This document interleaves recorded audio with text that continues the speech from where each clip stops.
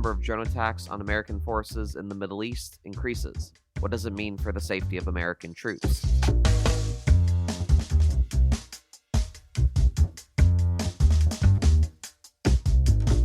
Produced by Defense News and Military Times, this is the Early Bird Brief. Each morning, we bring you the defense and national security news of the day.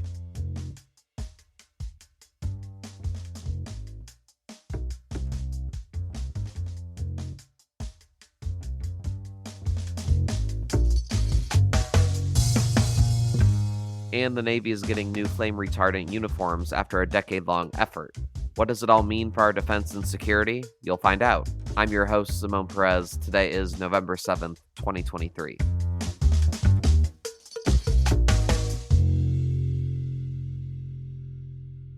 First up, the number of American troops injured in attacks on October 17th and 18th has more than doubled to 46. That's 25 more than the Pentagon previously reported on October 25th.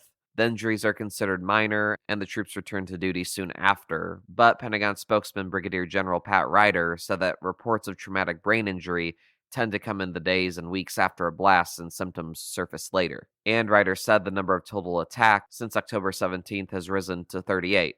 8 of those came over the weekend.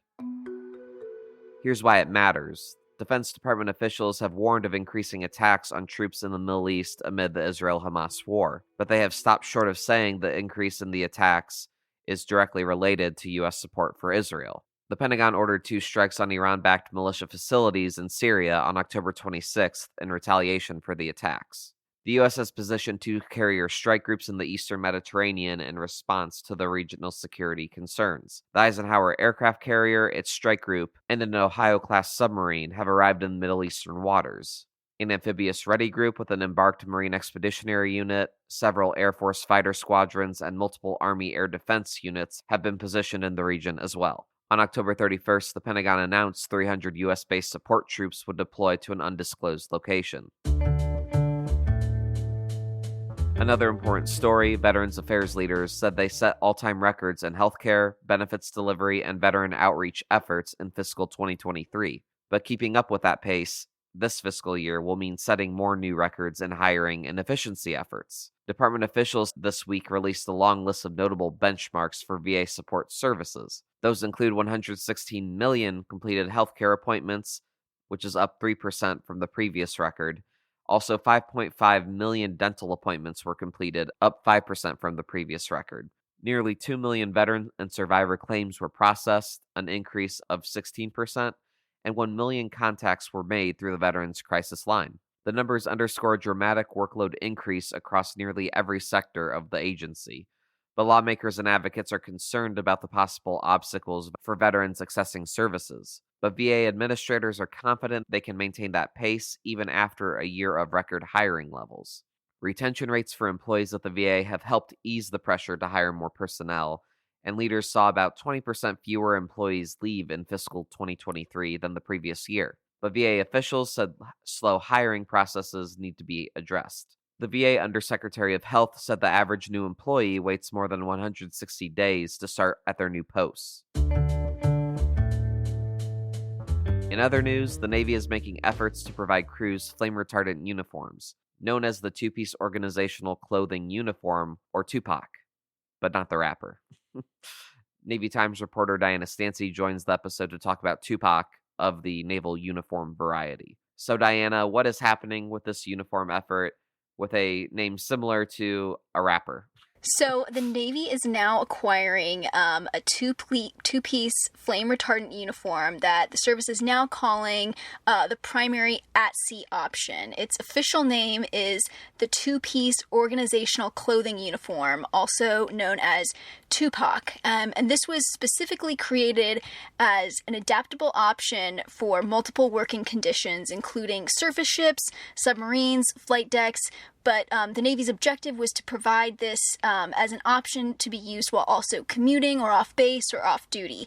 So right now, the Navy estimates that all East Coast ships will receive the uniform by the spring of 2024, and all West Coast and Pacific Fleet ships will receive the uniform by the fall of 2025. 2024. Right now, about half of these ships have received orders for the uniform. So what's special about this is it features a tri-fiber blend and flame-resistant fabric that is equivalent to those found in the coveralls that sailors currently wear, also known as the improved fire retardant variant uniform.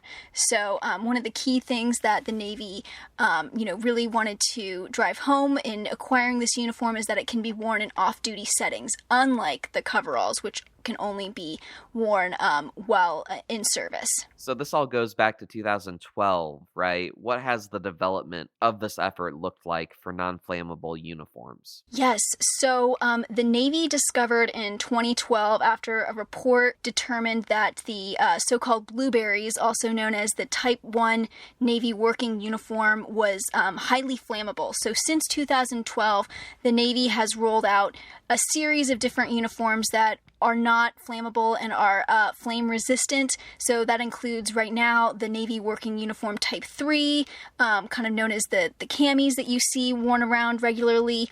And the latest is this Tupac uniform. So sailors will receive this uniform free of charge. They'll receive at least 2 sets and then an additional set for deployments. And it's available in both blue and khaki versions depending on rank. Thanks, Diana. For more stories like this, please like and follow us wherever you get your podcasts. Also on your radar for today, Maine's 2 U.S. senators asked the Army Inspector General to provide a full accounting of interactions with the reservist that killed 18 people last month. Senators Susan Collins and Angus King said it's important to know what did or didn't happen before Robert Card opened fire at a bowling alley and bar in Maine.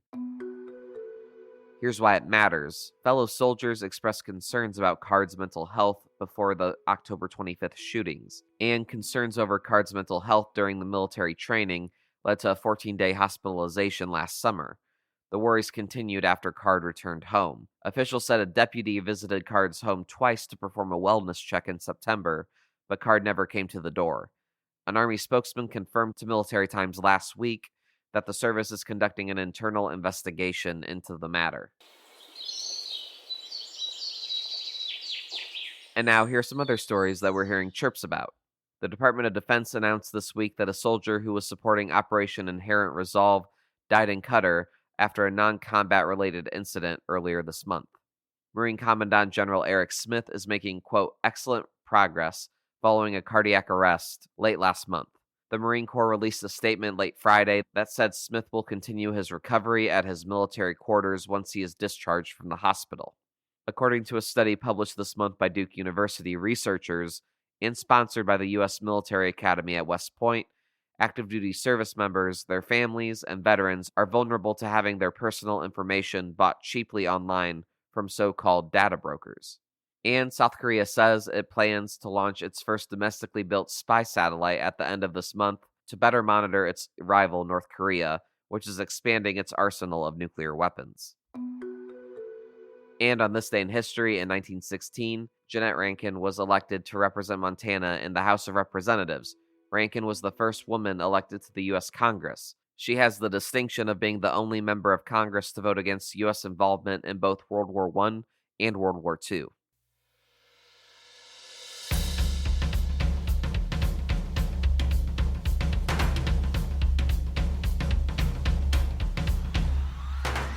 That's it for us this morning. To get more top stories and breaking news, go to defensenews.com/EBB to subscribe to the Early Bird Brief newsletter. Please give us a like, rating, and a comment wherever you get your podcasts, and be sure to follow us on social media at @defense_news and at Military Times. The Early Bird Brief is hosted and produced by me, Simone Z. Perez. Today's episode features stories by Megan Myers, Leo Shane III, Diana Stancy, and the Associated Press. Our editor-in-chief is Mike Gruce. Have a great day.